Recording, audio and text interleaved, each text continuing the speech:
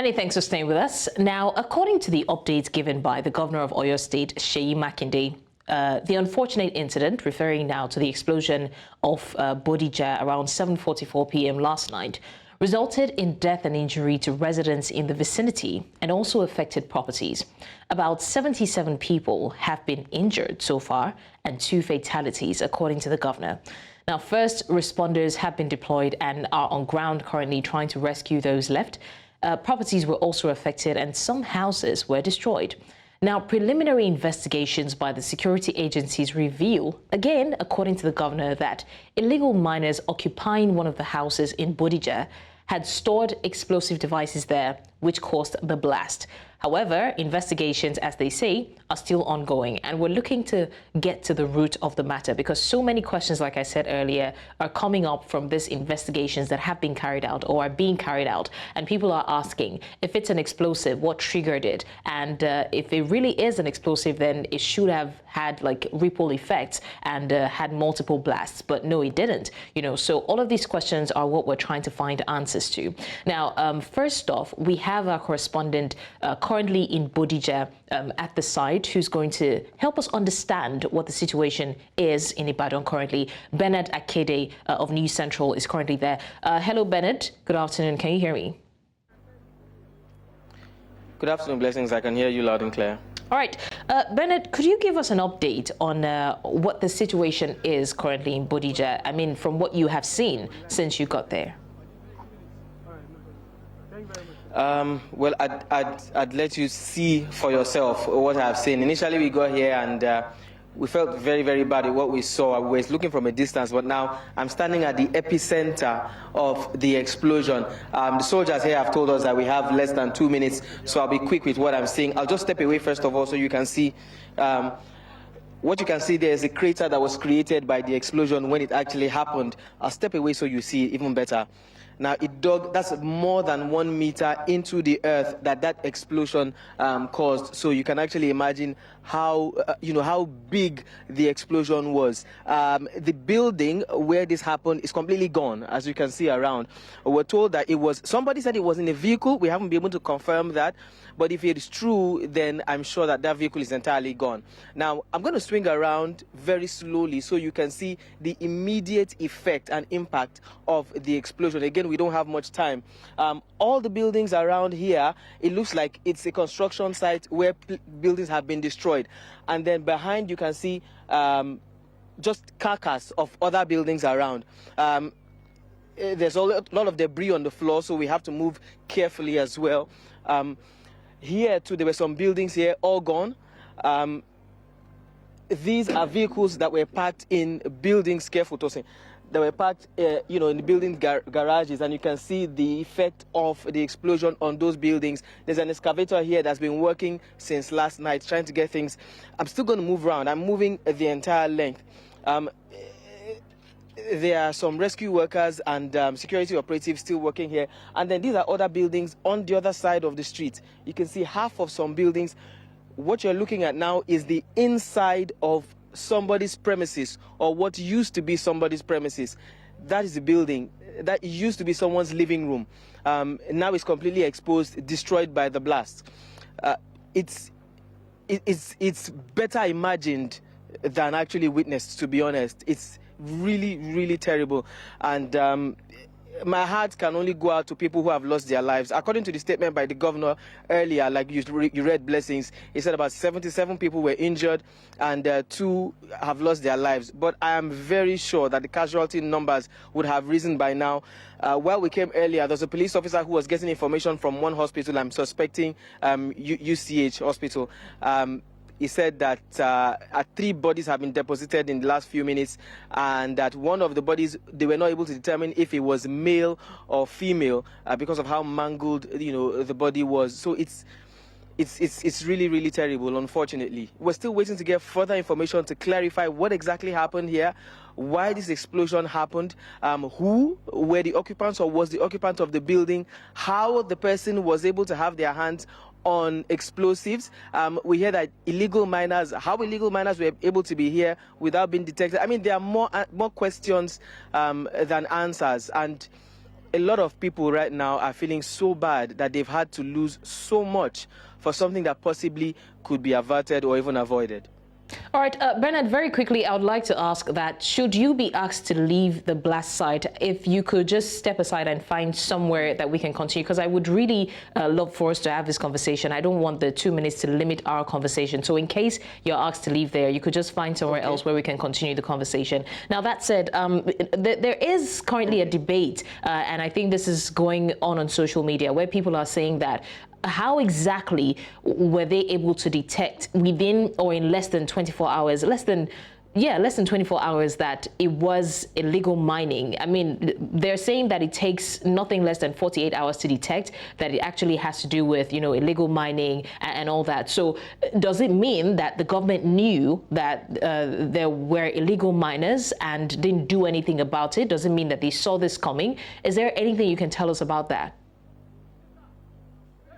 So I don't think they were saying it's illegal mining activities. I'm sorry, I'm looking away because the soldiers were still relating with here.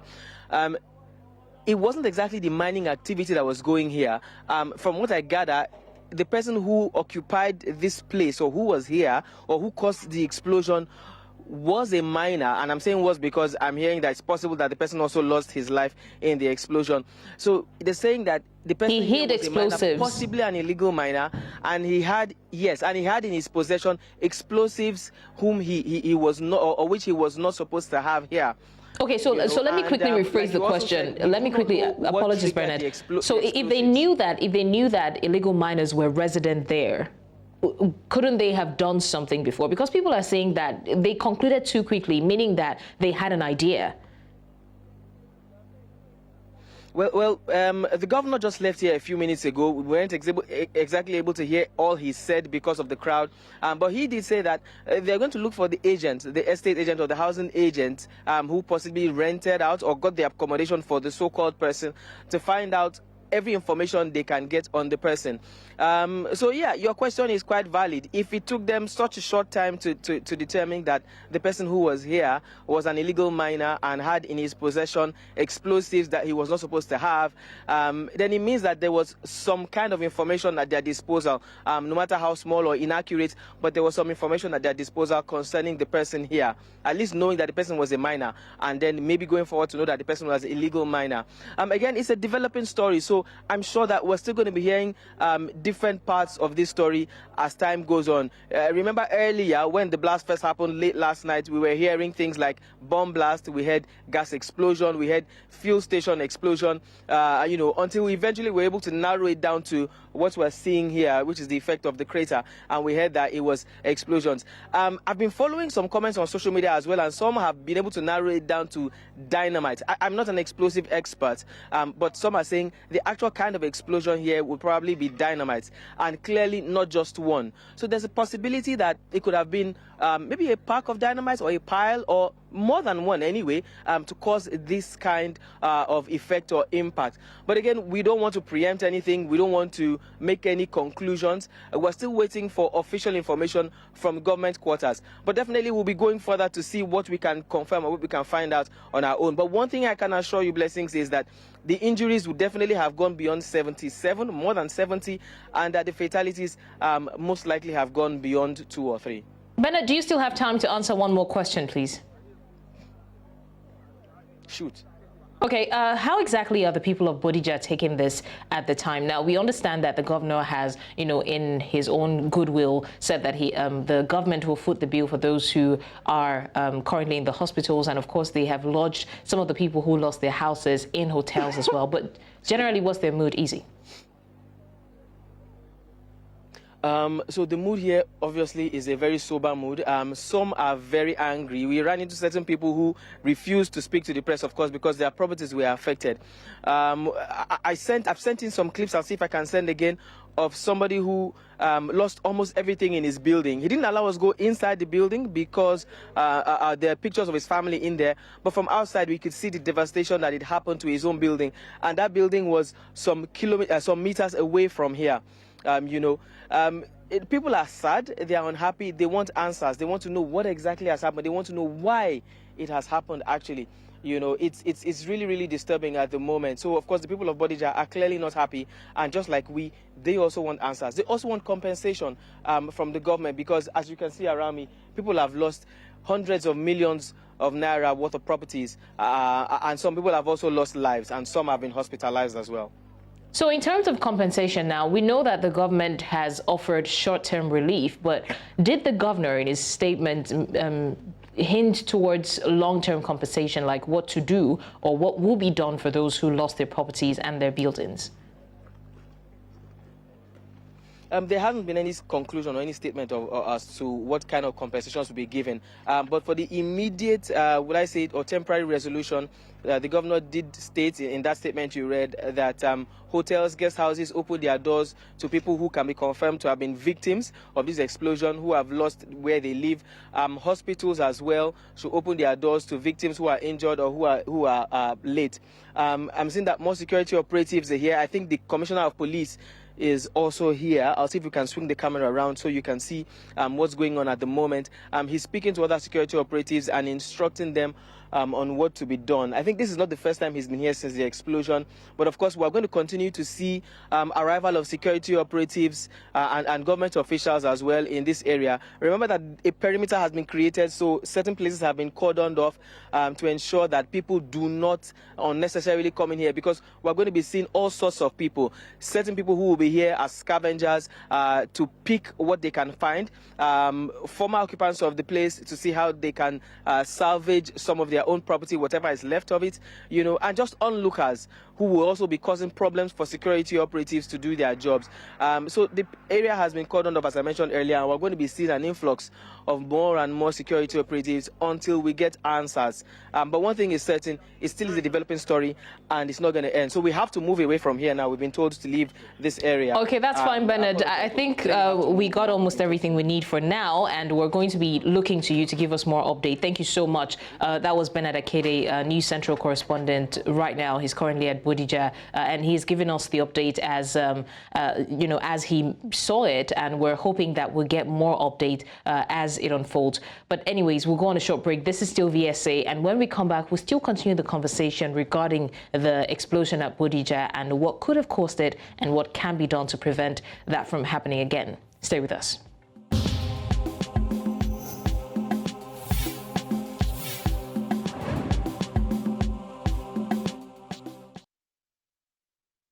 Many thanks for staying with us on VSA. Now, in case you're just joining us, we're talking about the blast that happened at Bodija, Ibadan, Oyo State, as at 7:44 p.m. last night. And we did give you a quick update, but I'm just going to refresh your memories before we go into our conversations with our guests. Now, the governor of Oyo State, Seyi Makinde, has said that the incident resulted to the death and injury of certain persons. About 77 people were injured, and sadly, 2 people lost their lives. And they're still trying to check to see if there are more casualties. Some people, unfortunately, were unrecognized, so they haven't been able to figure out who they are. Now, the first responders are still on site and they're still trying to rescue people. We still have our correspondent there, Bernard Akede, who spoke to us extensively, trying to help us understand what happened last night. Now, preliminary investigations by security agencies have also revealed that illegal miners occupying one of the houses in Bodija had stored explosive devices there, which caused the blast. And according to our correspondent, there is a possibility that the miner himself lost his life in the blast. But the questions arise, especially on social media, as to whether or not it actually has anything to do with explosives being stored there and illegal miners being the ones storing explosives. Because if they are, and the government was quick to find out that that was the situation, then it probably means that the government was privy to that information before now. And then the question arises that why was nothing done, to that effect. But anyways, joining us now, we have 2 of our guests who will be helping us to unpack the situation as well. Both our guests from Oyo State. We have Reverend Canon Akinyinka, General Manager, Oyo State Fire Service Agency. We also have Obafunsho Ogunkeye, Barrister Obafunsho Ogunkeye, a legal practitioner in Ibadan, Oyo State as well. Reverend Canon Akinyinka, thank you so much for joining us.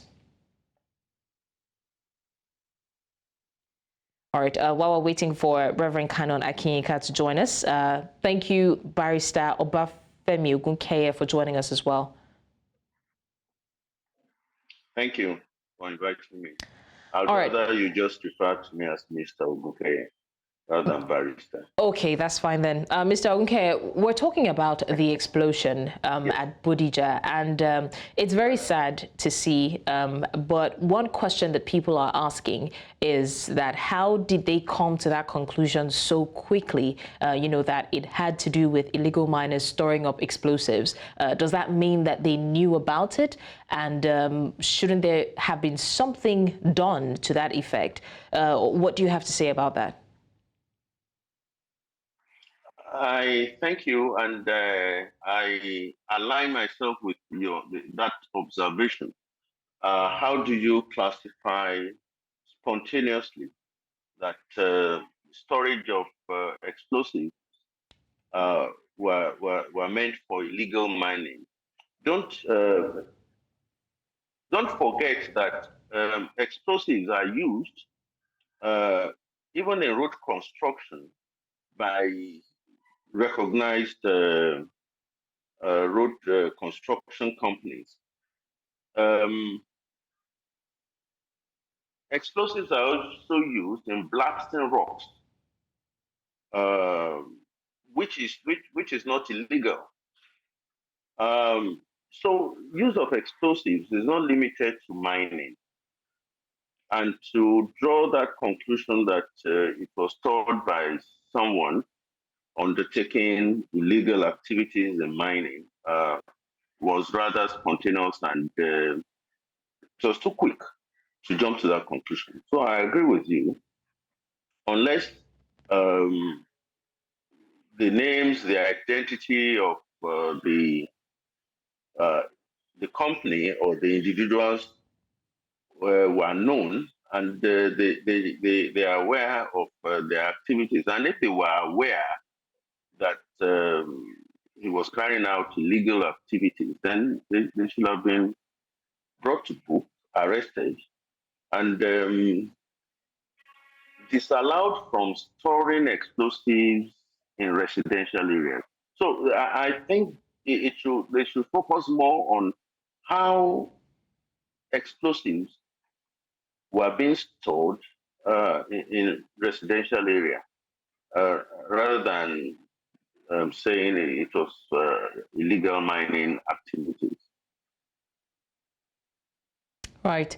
Mr. Ogunkeye, from a legal standpoint, are there any regulations in place to prevent illegal mining or explosive storage, let me put it that way, storage of explosives in residential areas?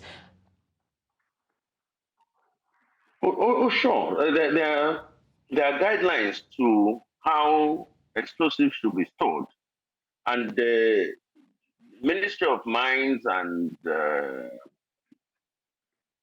would have regulations on where you can store, and the guidelines on how that store should be constructed to prevent an incident which happened last night. So there are laws regulating the use, acquisition, and use of explosives, and there will be a framework on how you register, and your premises will be inspected where such explosives will be stored. So these are issues, and how and why the individual who may have permit to acquire explosives, how he brought it to a residential area, that's a different issue. And that is where we take lightly or we treat substances, dangerous substances. We take the storage very lightly. And it's not limited to explosives. It's limited to gas stations, fuel stations, and where inflammable products are dealt with. that for me is the wider consideration one should bring into fore in the circumstances. So, if someone hid explosives in a residential area, isn't there a possibility that that is not the only instance? Isn't there a possibility that other people, probably some other minors, probably did the same thing? Shouldn't we now be looking at, maybe checking these residential areas? Do we even have the facility or the equipment to check other areas just to be sure that there's no such thing somewhere else? You are quite right. And I can recollect the governor of Oyo State saying, urging citizens to speak out. When you see something, say something. I think that was the phrase he used. But we just look the other way. Many times these things happen, and we are oblivious to the risks that are attendant in handling such inflammable materials, um, allowing or overlooking bringing such materials to residential um, premises. And I think we should be more conscious and vocal about things like this when we see anything not consistent with ensuring that we are safe. Then let's voice it out rather than feel that those involved will now feel bad or you'll be labeled as a traitor, quote and unquote.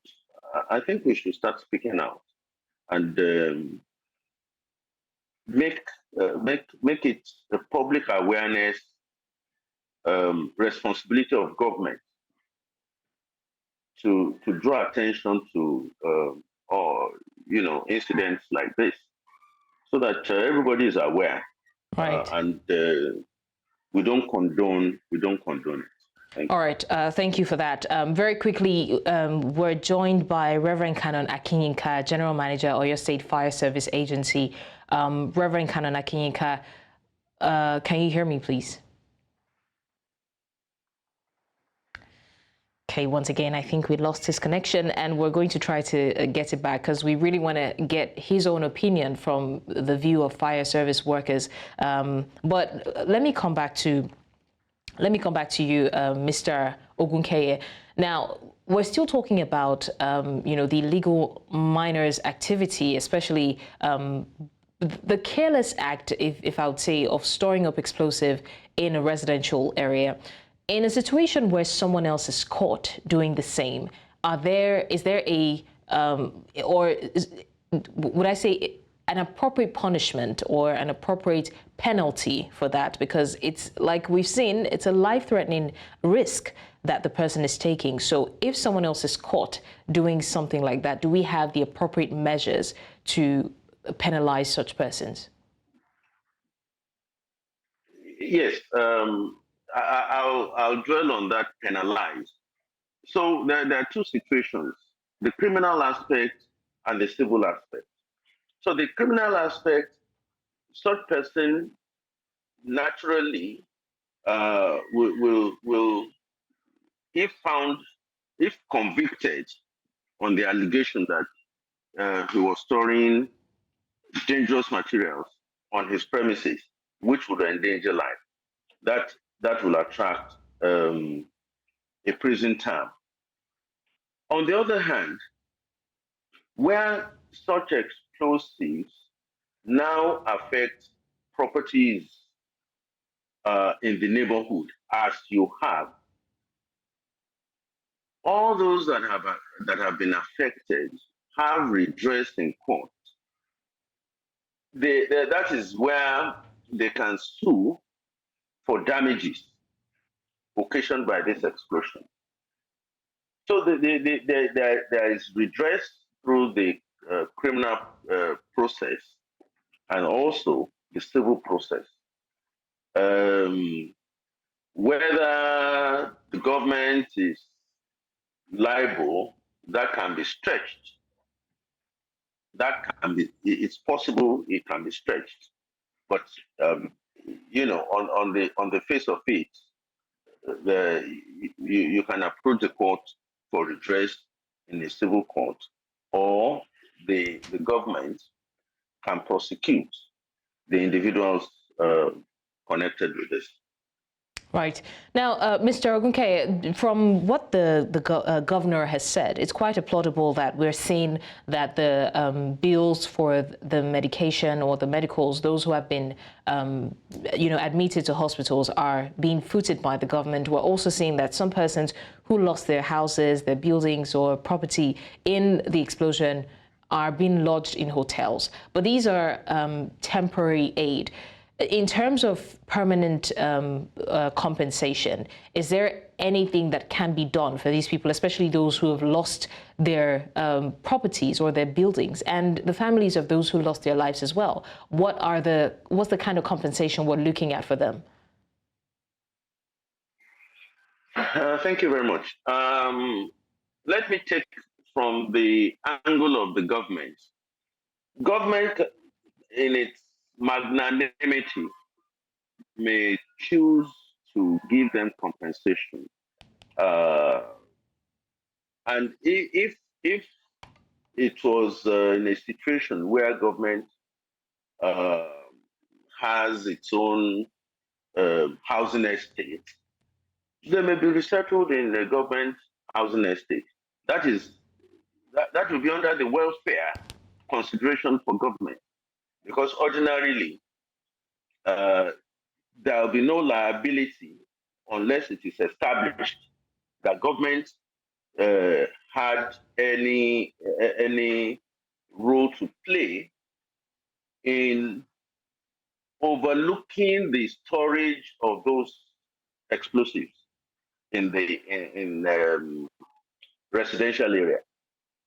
If investigation can prove that, then government will be liable. On the other hand, this is why we have insurance. And if those that have been affected insured their premises against situation like this, then they'll be entitled to compensation through the insurance companies. Where there has not been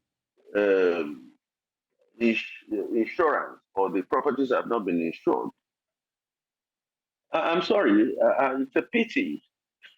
That is a loss that they will bear personally. Except, as I said, the government is magnanimous enough to, provide some support for them by way of resettlement or rehabilitation, if I may use that word. All right. I think my final question is going to be regarding misinformation. A lot of times we see that there is a trend when something happens. There's certain people who their area of specialty is to create panic. They make videos. When it happened, we heard that it was a fuel station explosion. Then we heard that it was bomb blast. We heard different things. So in that kind of situation, what would you advise for people to do, especially with the emergence of social media? There's literally nothing we can do. We cannot exactly control the level of misinformation that goes out there. But imagine someone who has family in Ibadan, Bodija specifically, and then the person is hearing that kind of thing. And we know that it was drastic, but then the person, it has been blown out of proportion in those people's minds. And then it creates this unnecessary panic. What would you advise that such people do in that kind of situation? It's unfortunate that we are in a society, don't let me say country, in a society where rumors thrive, and we revel on this spreading false news and information. When social media was abuzz last night, it was even suggested that there was a big fire and there was none. And the location of where the explosion was alleged to have happened is even different from where it actually happened. Uh, Except, and in reality, who do you want to blame? People receive this false news, they repost, and somebody reposts. You are not even sure who the originator of that false news is. The advice is just it will be to counsel ourselves, governments, news media, all sorts, even on social media. Let's counsel ourselves against this sensational news and dissemination of, you know, false news. In other cultures, the shock of receiving this news may have even caused someone Yeah. To have a stroke. Yeah. But it's in this country we take it lightly, and we go on and do something at the next opportunity. Okay. And if a judicial system is such that we can then go after some of these and charge them to court and say they have occasioned damage to you. All right. Maybe that will lessen. Okay, Mr. Ogunke, I want to say thank you so much. That is the much we can take on this issue, but thank you so much for giving us your opinion, especially from a legal perspective. And we do hope that when situations like this rise going forward, hopefully not, but people would not panic as their first resort. Thank you so much, Mr. Obafunsho Ogunke, a legal practitioner joining from Ibadan, Oyo State. We're looking forward to seeing how the situation unfolds. And we also did hear that investigations are still going on. We'll wait to see, to hear what the result of investigations are as well. Once again, thank you, sir. All right, this is where we call it a wrap on Village Square Africa. We have talked extensively about the blast at Bodija, and our hearts go out to the families of those who lost their lives. And of course, we're hoping for speedy recovery for those who were injured in the blast as well, and that they be compensated, especially for those who lost their properties and their buildings as well. And we hope that this act of carelessness does not repeat itself again. We are already grappling with economic crisis. This kind of situations are something that we shouldn't even have to deal with, in the first place. Thank you so much once again for watching VSA, and do well to follow us on all our socials. Stick with us on our next episode as we'll still talk about issues as they pertain to the African continent. I'm Blessings Musugu, and it has been VSA.